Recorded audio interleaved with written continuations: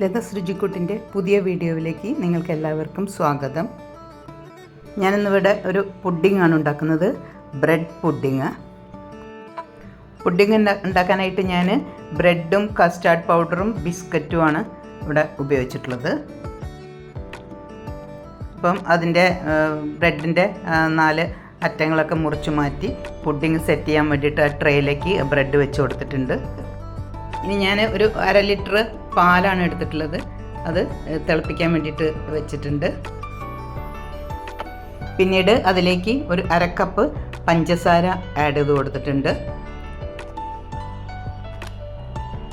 പിന്നീട് അതിലേക്ക് ഞാൻ കുറച്ച് കണ്ടൻസ് മിൽക്കാണ്, അതായത് ഈ കയ്യിൽ പാകമായിട്ട് കണ്ടൻസ് മിൽക്കും കൂടി ആഡ് ചെയ്ത് കൊടുത്തിട്ടുണ്ട്. 1/2 കപ്പ് പഞ്ചസാര ആഡ് ചെയ്ത് കൊടുത്തിട്ടുണ്ട്, കണ്ടൻസ് മിൽക്കും ആഡ് ചെയ്തിട്ടുണ്ട്. ഇനി അതിന് കുറച്ച് പാല് ഞാൻ എടുത്തിട്ട് ഞാനൊരു 3 ടീസ്പൂണ് കസ്റ്റാർഡ് പൗഡർ ഒന്ന് അലിയിക്കാൻ വേണ്ടിയിട്ട് അതിൽ തന്നെ ഞാൻ കുറച്ച് പാല് എടുത്ത് മാറ്റിയിട്ടുണ്ട്. ഇനി ആ കസ്റ്റാർഡ് പൗഡർ നല്ലപോലെ ഒന്ന് ഇളക്കിയതിന് ശേഷം നമുക്കതൊന്ന് അരിച്ചിട്ട്, കട്ടയൊന്നും വരാതെ ഒന്ന് അരിച്ചിട്ട് ഇതിലേക്ക് പാല് തിളച്ചുകൊണ്ടിരിക്കുമ്പം അതിലേക്ക് ഒഴിച്ചു കൊടുക്കാം. ഇനി അതിലേക്ക് ഞാൻ 1 ടീസ്പൂണ് വാനില എസൻസ് ആണ് ചേർത്ത് കൊടുത്തിട്ടുള്ളത്. ഇനി നമുക്ക് പുഡിങ് സെറ്റ് ചെയ്യാൻ വേണ്ടിയിട്ട് ഞാൻ ബ്രെഡ് വെച്ചിട്ടില്ലേ, അതിലേക്ക് ചൂടോട് കൂടി തന്നെ ഈ കസ്റ്റാർഡ് മിക്സ്ചർ അതിലേക്ക് ആഡ് ചെയ്ത് കൊടുക്കാം.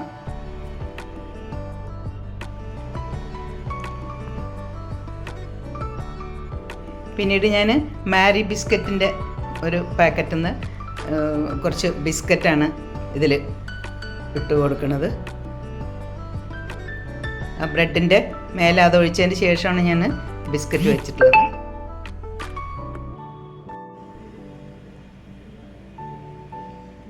ബിസ്ക്കറ്റ് മുഴുവൻ വെച്ചതിന് ശേഷം നമുക്ക് അതിൻ്റെ മേലെയും ഈ മിക്സ്ചർ കസ്റ്റാർഡും പാലും കൂടിയുള്ള അത് ചൂടോടെ കൂടി തന്നെ അതിൽ കുറച്ചും കൂടി ഒഴിച്ചു കൊടുക്കാം.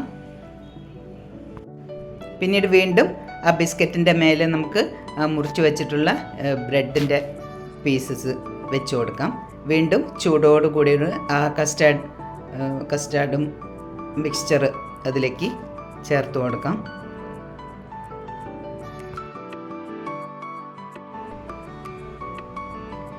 അതിനുശേഷം ഞാൻ കുറച്ച് കണ്ടൻസ് മിൽക്ക് ഒരു ബൗളിലേക്ക് എടുത്തിട്ടുണ്ട്. പിന്നെ കുറച്ച് ഫ്രഷ് ക്രീമും കൂടി ആണ്. ഫ്രഷ് ക്രീമും കണ്ടൻസ് മിൽക്കും കൂടി ഞാൻ ഒന്ന് നല്ല പോലെ ഒന്ന് മിക്സ് ചെയ്തിട്ടുണ്ട്. ആ മിക്സ് ചെയ്തത് നമുക്ക് ആ ബ്രെഡിൻ്റെ അതിൻ്റെ മേലെ, അപ്പം പുഡിങ് ഒരു ട്രേയിൽ ഒഴിച്ച് വെച്ചിട്ടില്ലേ, അതിൻ്റെ മേലെ നമുക്ക് ആ കണ്ടൻസ് മിൽക്കും ഫ്രഷ് ക്രീമും കൂടിയുള്ള അതും കൂടി അതിൻ്റെ മേലെ ഒഴിച്ചു കൊടുക്കാം. ഇനി നമുക്ക് അതൊന്ന് മേലെ ഒന്ന് ഡെക്കറേറ്റ് ചെയ്യാൻ വേണ്ടി ഞാൻ കുറച്ച് ബദാമും പിസ്തയും കൂടി എടുത്തിട്ടുണ്ട്. അതൊന്ന് ക്രഷ് ചെയ്ത് എടുത്തിട്ടുണ്ട്, അത് അതിൻ്റെ മേലെ ഇട്ട് കൊടുത്തിട്ടുണ്ട്. ഇത് ഇടണം നിർബന്ധമൊന്നുമില്ല, ഒന്ന് ഒരു ഡെക്കറേഷന് വേണ്ടിയിട്ട്. പിന്നെ ഒരു കളർഫുൾ ആക്കാൻ വേണ്ടിയിട്ട് ഞാൻ കുറച്ച് ചെറുതാക്കി മുറിച്ചിട്ട് അതും കൂടി ഇട്ട് കൊടുത്തിട്ടുണ്ട്. ഇനി നമുക്ക് ഇത് ഒരു ക്ലിംഗ് റാപ്പ് കൊണ്ട് കവർ ചെയ്തിട്ട് അത് ഫ്രിഡ്ജിൽ വയ്ക്കാം. ഫ്രീസറിലൊന്നും വെക്കേണ്ട, ഫ്രിഡ്ജിൽ വെച്ചാൽ മതി. ഒരു 5-8 മണിക്കൂർ വയ്ക്കാം. ഇപ്പോൾ അതാ ഒരു ഓവർനൈറ്റ് വെച്ച് കഴിഞ്ഞതിന് ശേഷം ഞാൻ ഫ്രിഡ്ജിൽ നിന്ന് പുറത്തെടുത്തിട്ടുണ്ട്. അതിൻ്റെ തുറന്നതിന് ശേഷം ഇതാ ഇങ്ങനെ കിട്ടിയിട്ടുണ്ട്. ഇനി നമുക്കതൊന്ന് കട്ട് ചെയ്ത് നോക്കാം.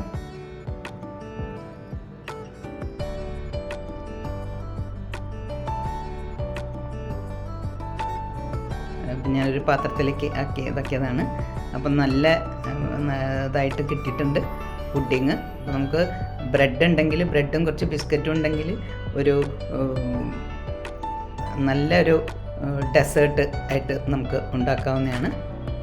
അപ്പോൾ അത് എന്തായാലും നിങ്ങളൊന്ന് ട്രൈ ചെയ്ത് നോക്കുക. എൻ്റെ വീഡിയോ ഇഷ്ടപ്പെട്ടിട്ടുണ്ടെങ്കിൽ ലൈക്ക് ചെയ്യുക, ഫ്രണ്ട്സിനും റിലേറ്റീവ്സിനും ഷെയർ ചെയ്ത് കൊടുക്കുക. ആദ്യമായിട്ടാണ് കാണുന്നതെങ്കിൽ ഒന്ന് സബ്സ്ക്രൈബ് ചെയ്യണേ.